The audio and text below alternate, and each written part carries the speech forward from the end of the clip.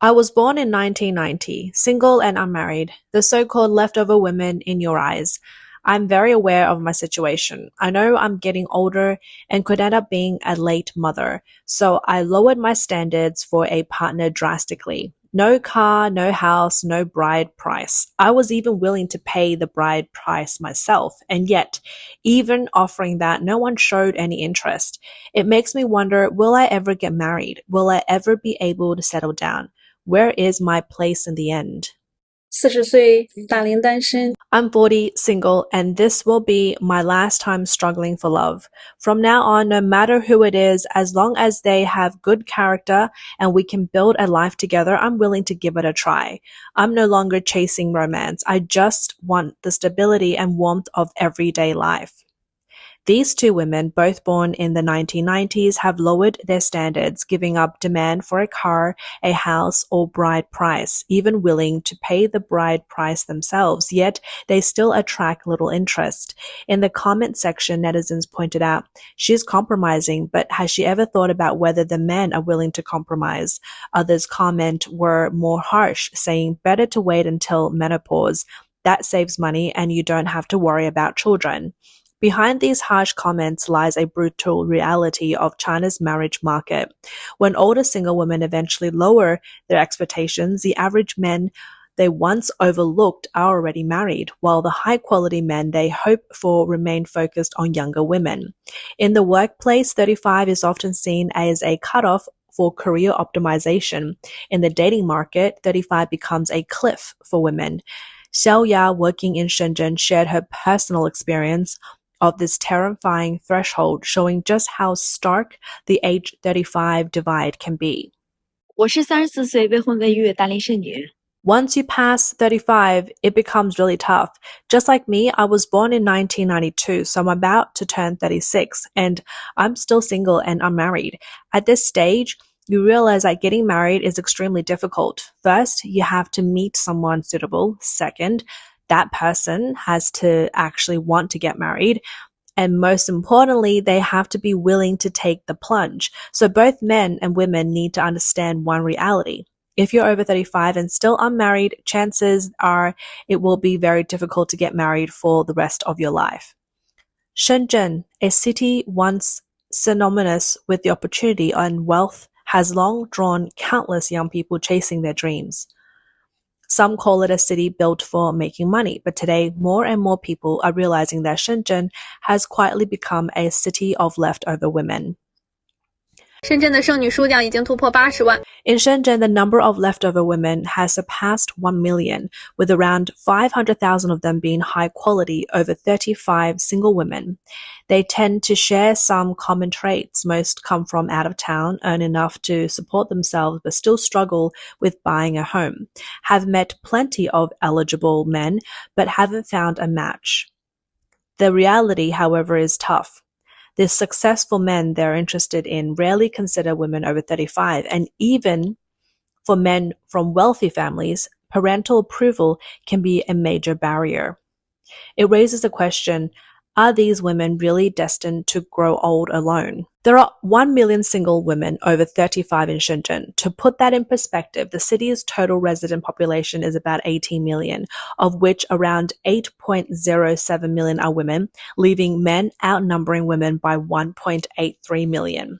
Of those 8.07 million women, those of marriageable age, roughly 25 to 45, number at most 3 to 4 million, and out of them, a staggering 1 million are older single women. That means 1 in every 3 women of marriageable age in Shenzhen is single. At some high-end matchmaking events, the imbalance is even more extreme. Reports speak of 9 women competing for 1 man. So where have the extra 1.83 million men gone? The truth is harsh. These men and the so-called leftover women simply live in different worlds. Most of Shenzhen's surplus men work on the city's assembly lines as delivery drivers, couriers, or in low-level office jobs earning only a few thousand yuan a month. In the marriage market, where family background and social status are highly valued, these men can't even get a foot in the door. By contrast, the older single women tend to be highly educated, independent, and earning upwards of 10,000 yuan a month. They are professional elites working in offices and calling the shots, naturally setting their sights on the tiny fraction of men in Shenzhen who earn millions, owns a car and a home. Here's what a matchmaker had to say. 深圳为什么会成为剩女之都呢？ Why has Shenzhen become the city of leftover women? Because most women attending matchmaking events, about 90% of them are over 30. Take, for example, a 39-year-old woman who is a partner at a brand consulting firm and holds a master's degree. She owns a car and a home with an annual income of around 400,000 yuan. When she was younger, she graduated from a top university, had a good job and a solid income, so her standards for men were high. She hoped her partner would have a 985 level master's degree, own a car and a home in Shenzhen, and earn around 800,000 yuan per year. After 2 or 3 years of dating, she realized that most men meeting these criteria were already married. The few remaining high-quality men in the dating pool didn't really care about a woman's job, income, or education. They were seeking younger, attractive women who could provide emotional value. Later, she persuaded herself to lower her standards and even considered men who only owned property in their hometowns. Yet, suitable men were still scarce. She now deeply regrets missing her prime years for love and marriage. No matter how successful she is today, the options left are what others have passed over. Women's approach to choosing a partner often follows an upward compatible logic. They aim to match or exceed a man's status. But for top-tier men earning around 800,000 yuan a year, a woman's income, car, or property doesn't really matter because, in the end, she's still expected to rely on his money. What they value most is youth, beauty, and emotional appeal. This severe mismatch in partner expectations has caused many of these high-quality leftover women to miss their prime dating years. Yet even today, many women enter the matchmaking scene without facing reality, bringing shockingly high and unrealistic demands. 来，外地的女生啊， A young woman from out of town came to us looking for a partner. She is 25 and wants to marry a local Shenzhen man, or a so-called second-generation Shenzhen guy, as soon as possible. She pulled out her phone and read her requirements out loud. Number 1, the man must be a true local and an only child. Number 2, he must own at least 2 homes, one in her name and another for her parents to live in during retirement. Number 3, the bride price should be 188,000 yuan entirely for her parents with no dowry on her part. Number 4, he must hand over his salary card, help pay off her brother's mortgage, and after her brother graduates from college, provide 200,000 yuan in startup funds for him. She confidently added, I'm young, I've never been in a relationship, I'm still a blank slate, my body is healthy, so in the future I can have several children. These 4 demands left the matchmaker completely exasperated. This is a classic example of a support my brother mindset combined with a vampire-style approach to matchmaking, treating marriage entirely as a transaction to elevate family status and wealth. But in the face of harsh reality, no one is naive. Such attempts to get something for nothing ultimately leave the woman trapped as a leftover single. Once the woman puts a price tag on marriage, it's only natural that the man will start making his own demand in return. 深圳相亲现场竟然变成了燕子。 A matchmaking event in Shenzhen turned into a full-on financial and physical inspection. The woman demanded proof of the men's assets while the man in turn scrutinized the woman.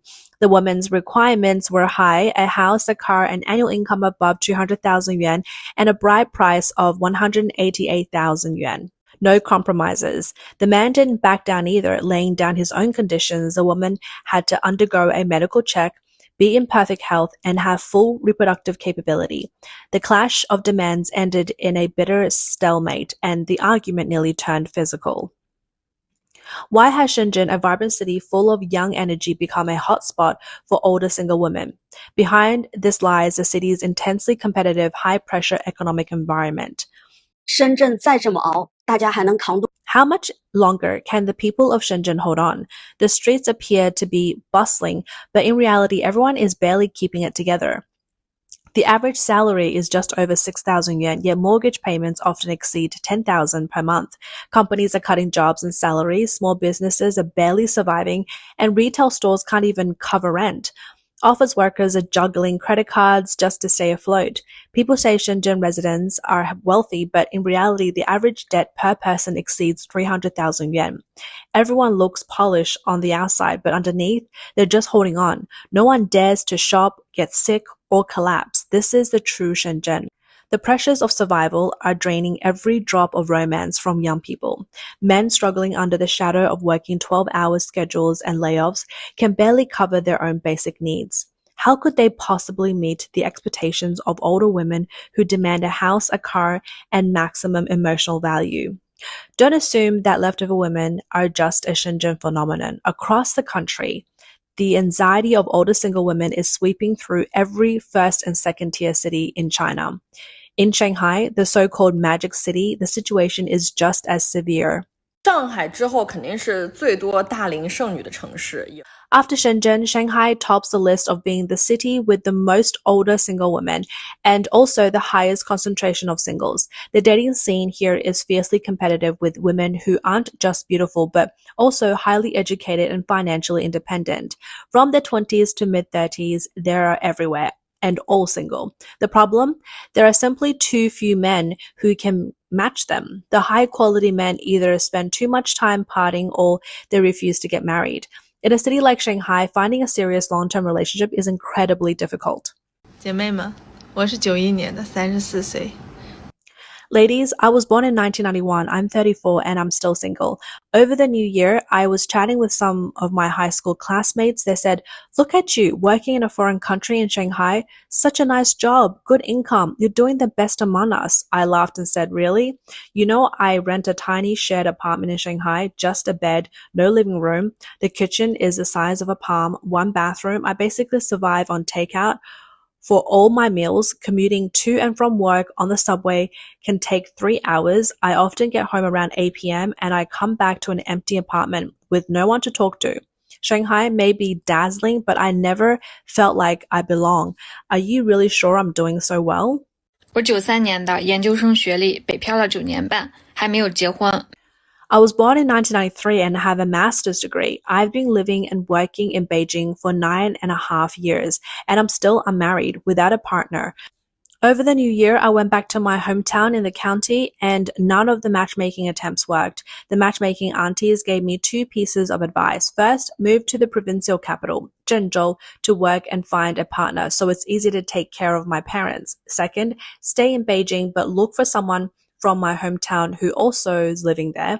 That way, if the pressure gets too much in the future, we could go back home together. Honestly, it makes a lot of sense to me. 都说相亲市场上是属于一种女多男少。 I'm just standing here by this board where we post profiles. Look, there's a girl born in 95 and then 94, next 93 and then 92. Finally, a bit of relief. A boy born in 93 shows up, but then it goes back to 91, 90. You see, mostly slightly older women, and their credentials are impressive. Many were admitted straight into top high schools and universities.